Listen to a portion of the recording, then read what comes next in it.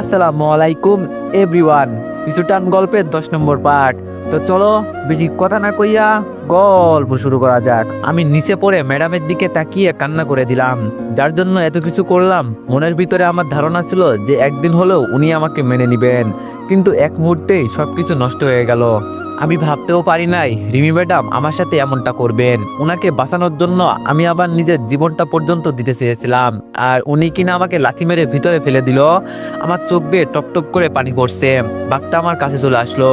এই মুহূর্তে উদ্ধার কর্মীরাও চলে আসলো। বাঘটা আমার কাছে এসে আমার উপর ঝাঁপিয়ে পড়লো। নিজেকে যতটুকু বাঁচানো সম্ভব আমি তাই করলাম। বাঘটাকে ধরে সামনে ফেলে দিলাম। আমার ডান হাতের উপরে নখ দিয়ে জোরে আঁচড় দিয়েছে, যার কারণে হাত থেকে রক্ত বেরোচ্ছে। উদ্ধার কর্মীরা কি যেন যন্ত্র নিয়ে ভিতরে ঢুকে গেল, আর বাঘের দিকে মাংস ছিটিয়ে দিতেই বাঘ ওটা খেতে বিজি হয়ে গেল। আর এই সুযোগকে ওরা আমাকে টেনে বাইরে করে নিল।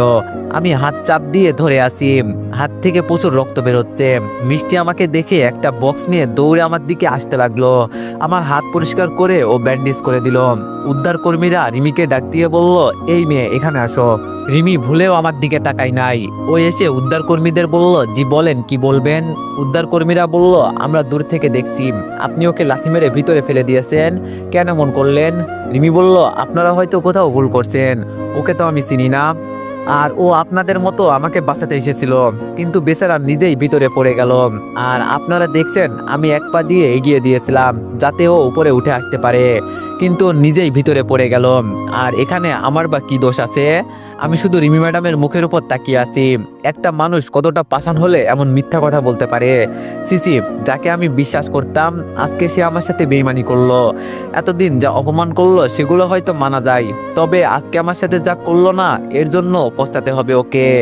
উদ্ধার কর্মীরা বলল, আমরা তো মনে করছি ও আপনাদের সাথে আসছে, আর সরি আপনাদের বিরক্ত করার জন্য। যান আপনারা গিয়ে ঘোরেন, তবে কেউ কিন্তু গাড়ি থেকে নামবেন না। এই কথা বলে রিমি ম্যাডাম গাড়ির ভিতরে চলে গেল। মিষ্টি আমার দিকে তাকিয়ে বলল, কিভাবে একটা মানুষ এত পাষাণ হতে পারে। আমার তো ধারণা ছিল না যে তোমার বস। আমি কিছু বললাম না, চুপচাপ দাঁড়িয়ে আছি। মিষ্টি আবার বলল, আপনি রুমে যান, আমি ওদের ঘুরিয়ে নিয়ে আনছি। মিষ্টিও ওদের সাথে চলে গেল। আজকে সবাই শুধু আমার দিকে তাকিয়েছিল, কেউ এগিয়ে আসে নাই আমার দিকে। মানুষকে আমরা যতটা আপন মনে করি, মানুষ আমাদের ততটা কষ্ট দেয়। একজন উদ্ধার কর্মী আমাকে বলল, স্যার আপনার সাহসের প্রশংসা করতে হয়, একটা মেয়ে আপনার জন্য বেঁচে গেল। আর এখানে ঘোরার সময় সাবধানে থাকবেন। এখন চলেন আপনাকে আমরা আপনার বাসায় পৌঁছে দিই। উদ্ধার কর্মীরা আমাকে আমার রুমের সামনে দিয়ে গেল। আমি রুমের সামনে গিয়ে চুপচাপ নিচে বসে কান্না করতে লাগলাম। আজকে আমি নিজের মনকে মানাতে পারছি না, যার জন্য এত কিছু করলাম। আজকে সে আমাকে পিছনে ছুরি ঢুকিয়ে দিল। আমি তো ওনাকে বাঁচাতে ঝাঁপিয়ে পড়ছিলাম, কিন্তু উনি কিভাবে আমার বুকে লাথি দিতে পারলো, কিভাবে আমাকে বাঘের মুখে লাথি মেরে ফেলে দিল। আমি চিন্তাও করতে পারছি না উনি আমার সাথে কিভাবে এমনটা করলেন। হয়তো উনি আমার উপর প্রতিশোধ নিতে এতদিন এইসব করছে, তবে আজকে যা করলো আমার সাথে, আমি শার্টটা খুলে নিচে ফেলে দিলাম। জোরে একটা চিৎকার দিয়ে বললাম, আমি আমার মায়ের কসম করে বলছি আমি তোরে ছাড়বো না। তোরে এমন ভাবে আমি শাস্তি দিব, নিজে নিজেই মরতে চাইবি কিন্তু পারবি না। আমি আমার মায়ের কসম করে বলছি, আমি যতদিন বেঁচে আছি তোরে আমার দেখার আছে। তুই আমার সাথে আজকে যা করলি, আমার বিশ্বাস উঠে গেছে তোর উপর থেকে।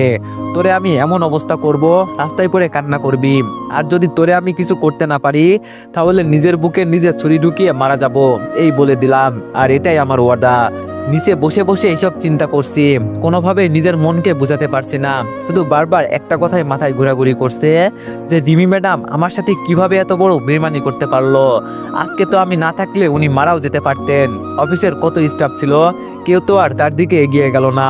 আমি গিয়েছিলাম ভালো মন নিয়ে, ভাবছিলাম যাই হোক, উনি তো এক সময় আমার বউ ছিলেন, উনাকে বাঁচানো আমার কর্তব্য ছিল, কিন্তু উনি আমাকে উল্টা লাথি মেরে ফেলে দিলেন। আমি আমার মনকে কোনোভাবেই মানাতে পারছি না। কিছুক্ষণ বসে থাকার পর হঠাৎ করে গাড়ির শব্দ শুনলাম, হয়তো সবাই চলে আসছে। আর ওরা সবাই গাড়ি থেকে নেমেই আমার দিকে এগিয়ে আসতে লাগলো। সবার আগে মিষ্টি আমার সামনে দৌড়ে এসে বলল, আপনি ঠিক আছেন তো। মিষ্টির হাত ধরে আমি উপরে উঠলাম। অফিসের সবাই আমার দিকে তাকিয়ে আছে। আমি রাধিকার দিকে তাকিয়ে বললাম, এই না হলে আমাদের বন্ধুত্ব। হ্যাঁ, খুব হাসি পাই। রিমি ম্যাডাম আমাকে দেখে হাসতে হাসতে ভিতর থেকে আমার দিকে এগিয়ে এসে বলল, ইস আজকে কি ভুলটাই না করলাম। হ্যাঁ, আমি রেগে রিমি ম্যাডামকে বললাম, এই শালি তুই আমার সাথে কথা বলবি না। রিমি ম্যাডাম বলল, ওমা তাই নাকি, আমি তো তোরে মারার জন্য নিচে ফেলেছিলাম, কিন্তু কিভাবে যে তুই বেঁচে গেলি এটাই বুঝলাম না। আমি রিমি ম্যাডামের কথা শুনে হাত শক্ত করে মুঠি দিয়ে বললাম, হালির বাচ্চা হালি, তোরে আমার দেখার আছে। 2 টাকা নষ্ট মারানি, তোর যে আমি কি অবস্থা করব এর কোনো হিসাব নাই। আমি কসম করে বলছি, তোরে আমি আমার পায়ের নিচে রাখবো। এমন এক সময় আসবে আমার পা ধরে তুই কান্না করবি। আর যদি এটা না করতে পারি, তখন তোর আমাকে মারতে হবে না, আমি নিজে নিজেই আত্মহত্যা করব। কিন্তু 2 টাকার নষ্টা মেয়েকে আমার দেখার আছে। আমার কথা শুনে আবির এগিয়ে এসে বলল, তুই আর যাই কিছু বল, কিন্তু ম্যাডামকে নিয়ে উল্টাপাল্টা কথা বলবি না। উনি আমাদের অফিসের বস, তুই ওনাকে উল্টাপাল্টা কথা বলবি আর আমরা ছেড়ে দিব বুঝি তোরে? এমনি তো রাগে শরীর ফেটে যাচ্ছে, কিছু করতে পারছি না। এর মাঝে আবার আবির এগিয়ে আসলো, তাও আবার রিমি ম্যাডামের হয়ে কথা বলছে।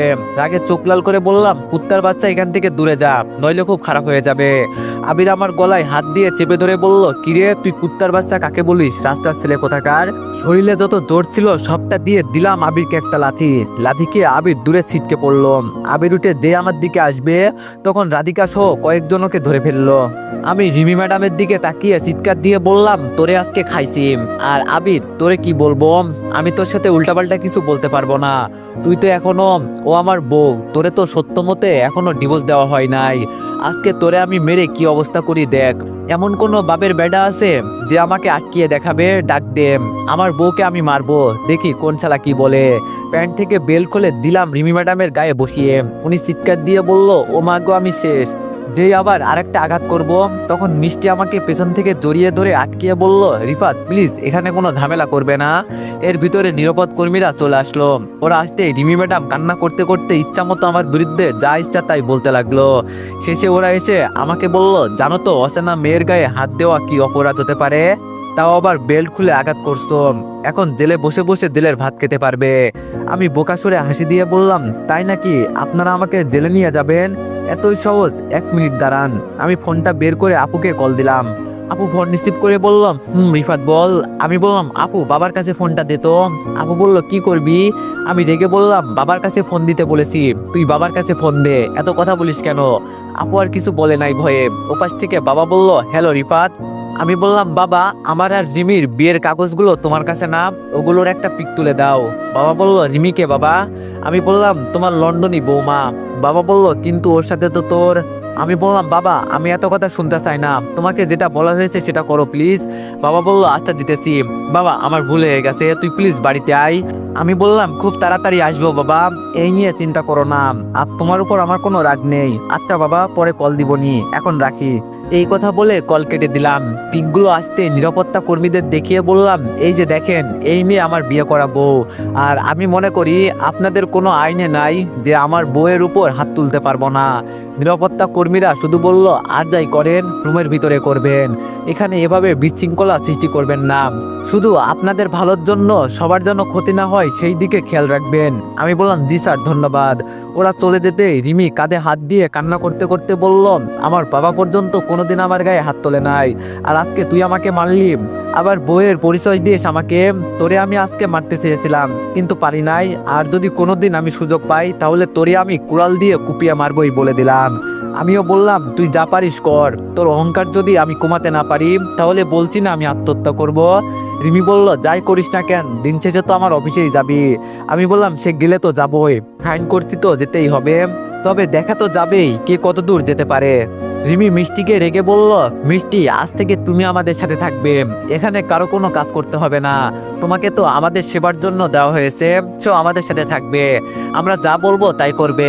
আমি মিষ্টির দিকে তাকিয়ে বললাম, আমি তোর দেশি মানুষ, সবাই আমাকে ছেড়ে দিল, কিন্তু মিষ্টি আমি আশা করি তুমি যাবে না। এক কাজ করো, তোমার বসকে ফোন করে বলে দাও আমি কয়েকদিন ছুটি নিয়ে সুন্দরবন ঘুরে দেখব। স্যার আমার জায়গায় অন্যজনকে পাঠিয়ে দেন। মিষ্টি আমার দিকে আবার চকলেট এগিয়ে দিয়ে একটা হাসি দিল আর বলল, আপনি আমার দেশি মানুষ, আপনাকে ছেড়ে কিভাবে চলে যাব? আর আমি তো মিথ্যা কথা বলেছি, আমি এখানকার কর্মচারী। কে বলল? আমি এখানকার ম্যানেজার, আমার কথাই সবকিছু হয়, আমার বস তো শুধু ঘুরে ঘুরে দেখে আমাদের কাজগুলো, এখানে আমি যা বলবো তাই হবে, আপনি চিন্তা করেন কেন, আমি আপনার সাথে আসি না। আমি মিষ্টির হাত থেকে চকলেট নিয়ে রিমিকে উদ্দেশ্য করে বললাম, এখানে অনেকেই আছে অহংকারী মেয়ে, মনে করে জানো তাদের কথা মতোই সবকিছু হবে। আমার কথা শুনে রিমি শুধু রাগে ফুলতে লাগলো, কিছু বলছে না। তবে ভিড়ের ভিতর থেকে রাধিকা এগিয়ে এসে আমার হাত ধরে বলল, আমাকে মাফ করে দে, তোর সাথে একই হাত ধরে পথ চলাম, আর আজকে তোরে এত অপমান করলো, আমি কিছুই করতে পারলাম না। চাকরির গুল্লি মারি। যেই চাকরি আমার বন্ধুকে অপমানিত করে সেই চাকরি না হয় করলাম না। রাধিকার কথা শুনে আবির এগিয়ে এসে বলল, রাধিকা তুমি এসব কি বলছো? রাধিকা ঠাস করে আবিরের গালে চড় দিয়ে বলল, আজকে থেকে তোর সাথে আমার ব্রেকআপ। তুই আমার বেস্ট ফ্রেন্ডের গলায় হাত দিয়ে চেপে ধরলি, এত বড় সাহস তোর? তোর মতো বয়ফ্রেন্ড দরকার নেই আমার। দেশে কি ছেলে কম আছে রে? বয়ফ্রেন্ড গেলে বয়ফ্রেন্ড পাবো, কিন্তু বেস্ট ফ্রেন্ড গেলে বেস্ট ফ্রেন্ড কখনো খুঁজে পাবো না। রিফাত প্লিজ আমাকে মাফ করে দে। রাধিকার কথা শুনে আমার চোখ দিয়ে পানি পড়তে লাগলো। ও কি বললো আজকে? আর আমি রাধিকাকে ভুল বুঝছি? রাধিকার চোখের পানি মুছে বললাম, থাক আমার জন্য কান্না করিস না, আমি আসি না তোর পাশে। ছেড়ে দেবো কেন? আবির শুধু বোকার মতো দাঁড়িয়ে আছে। মিষ্টি রিমি ম্যাডামকে বলল, আজ থেকে আরেকজন আমার জায়গায় আপনাদের সাহায্য করবে, এখন আপনারা যেতে পারেন। আর যদি কোনো অভিযোগ থাকে আমাকে জানাবেন, ঠিক আছে? আমরা তিনজন মিলে সামনে হাঁটতে লাগলাম, আর ওরা সবাই চুপচাপ দাঁড়িয়ে আছে। রুমে যাওয়ার পর বিছানার উপর গিয়ে বসলাম, চুপ করে বিছানার এক কোণে মাথা নিচু করে বসলাম। আমরা মাঝে মাঝে যা চাই তা পাই না। ভালোবেসে গার্লফ্রেন্ড হারালাম, আর গার্লফ্রেন্ডের জন্য বাড়ি ছাড়লাম। এখন আবার বইয়ের জন্য জীবন থেকে আনন্দের মুহূর্তগুলো হারিয়ে ফেললাম। এই না হলো জীবন? হ্যাঁ, আমার থেকে কুত্তার জীবনও ভালো আছে আমি মনে করি। আচ্ছা, শান্তি কবে হবে? আমি মরলে কি শান্তি হবে? হয়তো হবে। রাধিকা আমার মাথায় হাত দিয়ে বলল, কি রে কি চিন্তা করিস? আমি বললাম, কি আর চিন্তা করব, এখানে আসছিলাম একটু ঘুরতে, ভাবছিলাম এখানে এসে সবার সাথে মজা করব। মজা তো করতে পারলাম না, উল্টো সবার সাথে ঝগড়া করছি। রাধিকা বলল, এই কথা, ধুর, এই নিয়ে এখন আর এইসব চিন্তা করিস না, মন খারাপ করলে কি হবে বল? আমি বললাম, রাধিকা শোন, আমার জন্য তোর ক্ষতি হবে এটা আমি চাই না। দেখ তুই আমার বেস্ট ফ্রেন্ড, তোরে এমনিও ছেড়ে যাব না, এত চিন্তা করিস না। আমার জন্য তুই চাকরি ছাড়বি কেন? আর আবিরের সাথে তোর এটা করা ঠিক হয় নাই। রাধিকা বলল, কি ঠিক আর কি ভুল এটা আমি ভালো করেই জানি, তোর শিখাতে হবে না। এমনি রিমি ম্যাডাম তোর সাথে খারাপ ব্যবহার করছে, এর মাঝে ও এসে আবার রিমি ম্যাডামের হয়ে কথা বলে, সাহস কত দেখছোস? আমি বললাম, কেউ কি চায় নিজের চাকরি চলে যাক? এজন্য হয়তো বসকে খুশি করার জন্য আমার সাথে এমন করছে। আমাদের কথার মাঝে মিষ্টি বলল, রাধিকা আপু তোমরা বসো, আমি তোমাদের জন্য খাবার নিয়ে আসছি। রাধিকা মিষ্টিকে বলল, তোমাকে যে কিভাবে ধন্যবাদ দিব বলার মতো ভাষা নেই। তুমি আজকে আমাদের জন্য যা করলে না, সত্যি আমার দেখে খুব ভালো লাগছে। আমি মিষ্টির দিকে তাকিয়ে বললাম, আমার জন্য করবে না তো কার জন্য করবে? আমি ওর দেশি মানুষ না? যদি রিমির পক্ষ নিয়ে কথা বলতো তাহলে ওর চুল আমি ছিঁড়ে ফেলতাম না। মিষ্টি বলল, আমার চুল আপনি ছিঁড়বেন? আপনার সাহস আছে? আমি বললাম, সাহস আছে কিনা দেখতে চাও? মিষ্টি বলল, হয়েছে, আর ঢং করতে হবে না, আপনি এখানে বসে থাকেন, আমি খাবার নিয়ে আসছি। আমি বললাম, মিষ্টি শোনো, একবার তুমি আরেকবার আপনি, তুই কতভাবে বলবে বলো? হ্যাঁ, হয় তুই না হলে আপনি বলে ডাকবে, ঠিক আছে? মিষ্টি মুখ বাঁকিয়ে বলল, আমার যা ইচ্ছা তাই বলে ডাকবো, আপনার কোনো সমস্যা? আমি বললাম, না, আমার আবার কোনো সমস্যা হবে কেন? মিষ্টি বলল, তাহলে চুপ করে বসে থাকেন। এই কথা বলে মিষ্টি চলে গেল। এবার রাধিকা আমাকে বলল, তাহলে এখন তুই কি করবি চিন্তা করলি? আমি বললাম, অনেক বড় কিছু করব, তবে ওর সাথে এমন কিছু করব যা ও চিন্তাও করতে পারবে না। রাধিকা বলল, তা কি করবি শুনি একটু বলতো। আমি বললাম, তোর বাবা কোথায় চাকরি করে বলতো। রাধিকা বলল, কেন, কি করতে চাস? আমি বললাম, ওনার সাথে দেখা করতে হবে, খুব গুরুত্বপূর্ণ একটা দরকার আছে। রাধিকা বলল, তাহলে কি যাবি বাবার কাছে? আমি বললাম, যাব, এখান থেকে ঘুরে ফিরে পরের দিনই তোর বাবার সাথে দেখা করব। রাধিকা বলল, আচ্ছা ঠিক আছে, আমি বাবাকে বলে দিব যে আমরা আসছি। মিষ্টি বলল, আমি কি ভিতরে আসবো? আমি বললাম, আরে মিষ্টি, তোর রুম, তোদের বাসা, তুই আসবি না তো কে আসবে? মিষ্টি আমাদের সামনে খাবার রেখে বলল, নে আগে খেয়ে নে, অনেক কথা হয়েছে। আমি খেতে খেতে বললাম, রাধিকা দেখ, আমি আবারও বলছি, আমার জন্য তোর ঝগড়া করতে হবে না, তুই ওদের সাথে মিলেমিশে থাকতে পারিস। রাধিকা বলল, তুই যদি আবার একবার এই বিষয় নিয়ে কথা বলিস তোর আমি 12টা বাজাবো। আমি বললাম, আচ্ছা বাবা সরি, তোর যা ইচ্ছা হয় তুই তাই কর। খাবার শেষ হওয়ার পর মিষ্টি রাধিকাকে বলল, আপু আপনি আমার সাথে চলেন, এখন থেকে আপনি আমার সাথে থাকবেন। এই কথা বলে মিষ্টি রাধিকাকে নিয়ে চলে গেল। যাওয়ার আগে রাধিকা বলে গেল, সাবধান, এখন আর কোনো ঝগড়া করবি না, ঠিক আছে? ওরা যাওয়ার পর আমি দরজা বন্ধ করে ঘুমিয়ে গেলাম। ঘুম থেকে উঠে দেখি রাত হয়ে গেছে।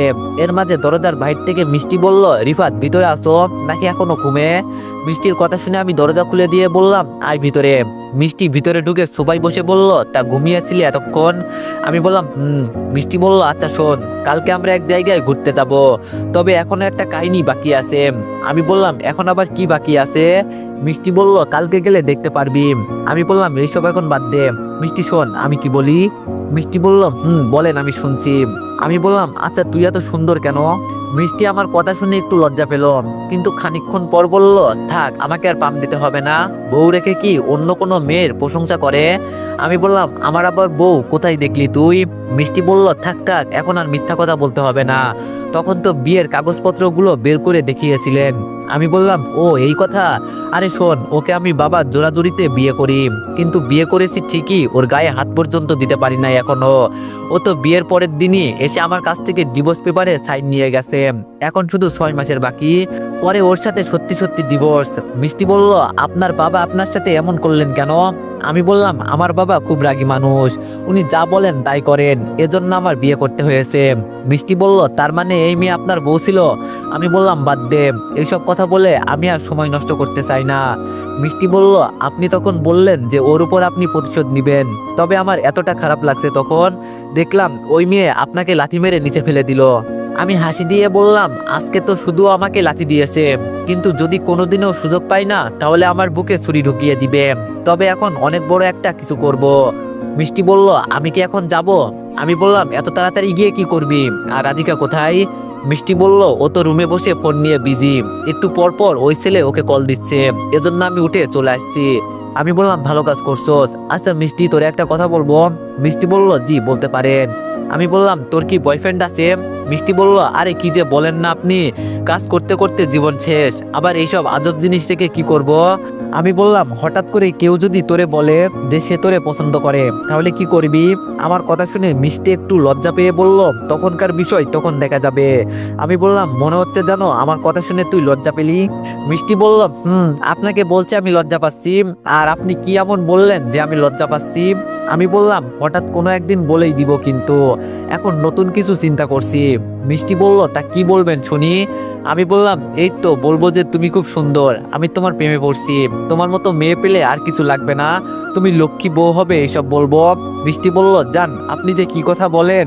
আমি বললাম, কেন, আমি কি উল্টাপাল্টা কথা বলছি নাকি? মিষ্টি বলল, উল্টাপাল্টা কথা না হলেও অনেক পাকনা পাকনা কথা বলেন আপনি। আমি বললাম, তোমার মোবাইলটা দাও তো একটু। মিষ্টি বলল, কেন, ফোন দিয়ে কি করবেন? তুই থেকে তুমি কেন? আমি বললাম, আমার যখন যা ইচ্ছা তাই বলবো, এখন ফোনটা দাও। মিষ্টি বলল, কি করবেন এটা তো বলেন। আমি মিষ্টির চোখের দিকে তাকিয়ে বললাম, আমি কি করব তুমি কি বোঝো না? মিষ্টি চোখ নিচু করে বলল, আপনি এমন কেন বলেন? আমি বললাম, কেমন আমি বলো শুনি। মিষ্টি আমার হাতে ফোন দিয়ে বলল, নেন, আমি এত কিছু বলতে পারবো না। মিষ্টির কাছ থেকে ফোন নাম্বারটা নিয়ে সেভ করে বললাম, যদি কল আসে তো ফোনটা রিসিভ করবে ম্যাডাম, নাকি আমার মতো কেউ এভাবে আপনার কাছ থেকে ফোন নাম্বার নিয়ে নিয়েছে? মিষ্টি বলল, সাহস আছে কারো আমার ফোন আমার অনুমতি ছাড়া হাতে নিবে? আমি বললাম, তাহলে আমাকে দিলে কেন? মিষ্টি বলল, আরে আপনার হিসাব আলাদা। আমি বললাম, যেমন বলো শুনি। মিষ্টি দাঁড়িয়ে দরজার কাছে গিয়ে বলল, আপনি এত কথা বলেন কেন? একটু চুপ থাকতে পারেন না? আমি বললাম, আমাকে একা রেখে চলে যাবে?